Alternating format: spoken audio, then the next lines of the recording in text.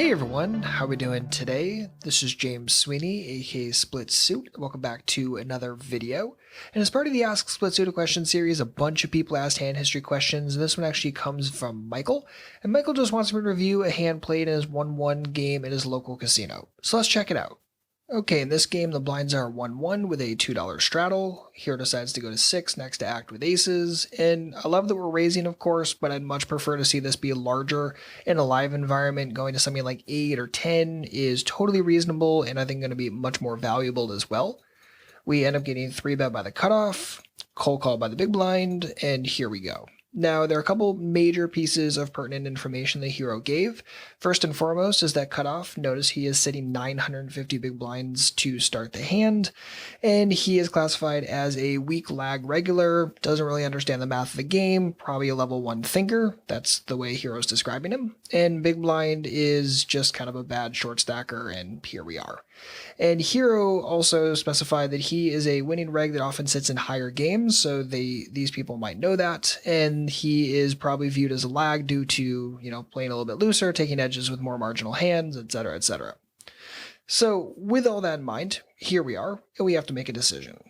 So I'm going to show what hero did, and hero made a small 4-bet to 29, and then I'm going to talk about what hero said. So hero said in the write-up that he thought the cutoff was 3-betting a pretty wide range of hands, but it wouldn't contain things like low pairs like deuces to 8s, and he's not really worried about that kind of stuff, and he thinks that the 3-bet range here could even be as low as like 7-6 suited type hands, and obviously the guy in the big blind, whatever. Now, that's awesome, and I love the fact you're thinking about ranges, all on the right track.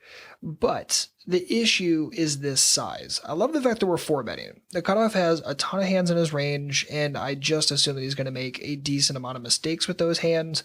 And if you 4-bet, yeah, you're putting in a lot of money, but you guys are deep. He might just take deeper prices because LOL he has position, plus LOL he has some cards. Awesome. So I think you're doing yourself a massive disservice by going to this exact size. Now, hero did write up in the write-up that he realizes this is horrible sizing, but he went small because he didn't want to lose the only player that covered him.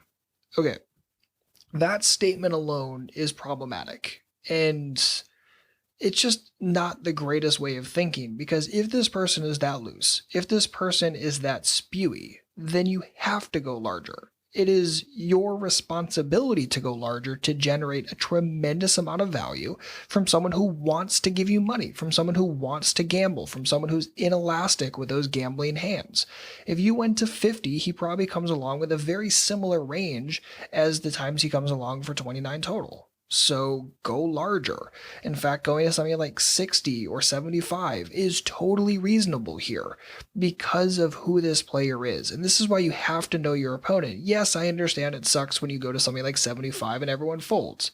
But realistically, you're not going to get everyone to fold. The big blind's already put in a third-ish of his stack. He's coming along, so you're automatically getting money from somewhere, and you're increasing the chances that you make a ton more money the times the cutoff comes along with those second-best hands.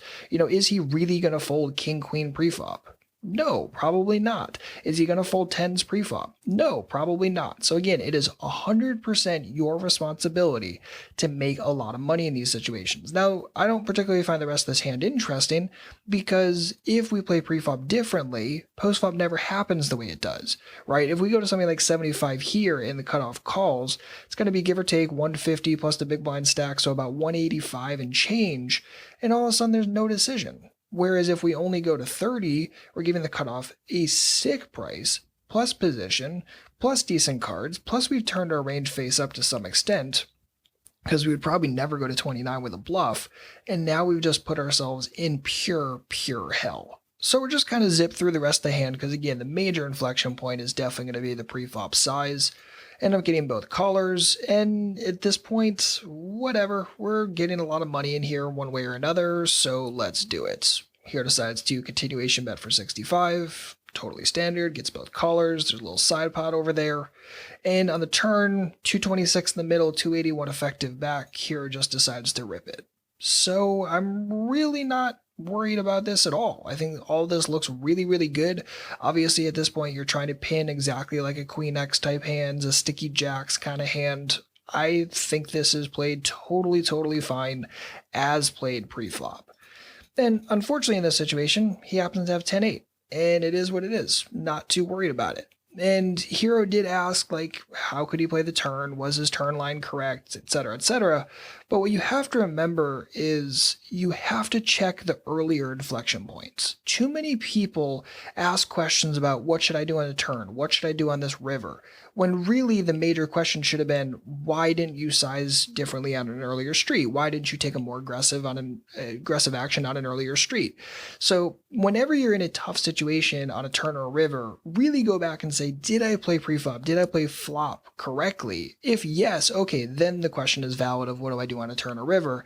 But oftentimes the answer is found in an earlier street, and especially in a size. And the whole reason why I bring this kind of hand up, again, I don't find post-flop particularly interesting, but it's so important that you size well in live games when you're playing against weak opponents. Because oftentimes you're going to be in the strong side of the spectrum, which means you can go larger. They're inelastic. So it's your responsibility to punish them, and large sizes are the way you punish them. So Michael, thanks for the great hand, and hopefully this helps you the next time you find yourself in a similar sizing situation. And if you or anyone else has a poker-related hand or question, feel free to leave it on our Google Plus page. Leave a link for that in the description box. And also please make sure to like and subscribe if you're enjoying this type of video. If you have any questions, please don't hesitate to let me know. Otherwise, good luck out there and happy grinding.